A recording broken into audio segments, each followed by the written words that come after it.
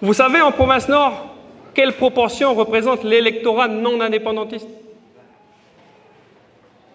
25%. Un votant sur 4 en province Nord vote non à l'indépendance. Résultat du référendum 2018. 2019, c'était tombé à 22% parce qu'il y a eu la pression indépendantiste. Mais au provincial 2019, quand on compare le score des listes, toutes les listes, quand on compare le score de toutes les listes non indépendantistes et qu'on compare le score de toutes les listes indépendantistes au provincial de 2019, on revient à 25%. Les non-indépendantistes en province Nord représentent un électeur sur 4. Est-ce qu'on a un élu sur 4 à l'Assemblée de la province Nord? Sur 22 élus, on en a 3. Sur 22 élus en province Nord, on en a 3. Ne cherchez pas plus loin pourquoi nous avons perdu la majorité au Congrès. Le combat provincial en 2024 en province Nord n'est pas seulement le combat de la province Nord. Il est le combat de toute la Nouvelle-Calédonie. La mère des batailles sera en province Nord. Là où le pouvoir sera repris par les non-indépendantistes sera en province Nord. Les électeurs du Nord ont une responsabilité immense devant l'histoire. Est-ce que le Nord sera capable de redonner la majorité aux non-indépendantistes de ce pays ou non? Oui ou non? Il va falloir s'entraîner. C'est le défi ultime. Et pour ça, pour y arriver, l'unité, ce n'est pas un discours, l'unité, ce n'est pas un slogan.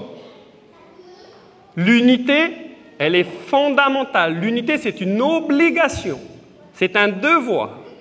Et quand on dit l'unité, c'est les Républicains calédoniens de Sonia Backès, c'est le MPC de Gilles Brial, c'est le rassemblement d'Alcide Ponga, c'est Calédonie Ensemble de Gérard Poadja, c'est tous Calédoniens de Pascal Vittori, de Wilfried Weiss, tout le monde.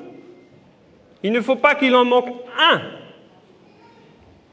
Parce que quand il y a une deuxième liste, ça fait des gens, ça fait des voix. Et c'est perdu. Alcide, il fait 3000, Gérard fait 2000, 1975.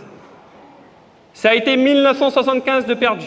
Définitivement rayé de la carte électorale de Nouvelle-Calédonie. Si nous avions passé la barre avec une liste unique, si nous avions réussi à faire une liste unique en 2019, nous aurions au moins 6 sièges en province. Et ces 6 sièges-là pèsent pour aussi le Nord. Parce qu'on ne doit pas se contenter, étant les faiseurs de rois, de gentilles promesses de la part du président de la province Nord, comme quoi il va nous écouter en commission. Je crois que, merci Milakulo, l'éveil océanien nous a montré la voie sur comment on devait négocier quand on est faiseur de rois. Il me semble que c'est les non-indépendantistes qui choisissent en province Nord qui du Palika ou qui de Lucé préside la province Nord. Et ça, ce n'est pas en contrepartie de places en commission qui sont légales, de droit, pour gratter quelques miettes. C'est soit on fait quelque chose de commun, et à ce moment-là, on a des manettes au niveau de l'exécutif, soit on va voir à côté. Parce que nous, ce qui compte, en province Nord, c'est qu'on ait les manettes pour entendre et défendre ce que vous nous demandez de défendre en province Nord. Parce que l'opposition inutile en assemblée et juste en commission, ça ne sert à rien pour vous. Par contre, si on arrive à trouver une place dans l'exécutif, c'est un peu plus intéressant. Et pour ça, il faut être le plus fort possible. Et qui sait? Et qui sait? Vous savez, un dernier petit chiffre comme ça. L'ensemble des voix non indépendantistes au provincial dans le Nord, au provincial, c'est difficilement 5000 voix. Le réservoir, il est de combien? Il est de plus de 8000 voix. Score du référendum à plus de 80%. Il est plus de 8000 voix. Et là, on avait su mobiliser.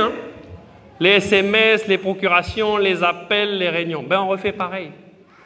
Et qui sait qu'avec 8000 voix, si en plus Daniel Goua nous aide bien parce qu'il veut aller embêter Sonia en province sud en inscrivant des gens dans le nord en province sud, moi j'encourage le président de l'UC. Alors Sonia ne va pas être contente. Mais j'encourage le président de l'UC à inscrire des gens en province sud. Parce que, vous savez, on n'est jamais à l'abri d'une bonne petite surprise. J'ai quelqu'un ici que je connais bien qui s'appelle Yasmina. Elle s'est présentée à la mairie de Poya. Il y avait 2 listes indépendantistes, il y avait une liste loyaliste. Ils ont fait un tiers, un tiers, un tiers. Ben, comme ils ne se sont pas entendus au deuxième tour, c'est notre un tiers qui a gagné. Et c'est comme ça que Yasmina a été élue maire.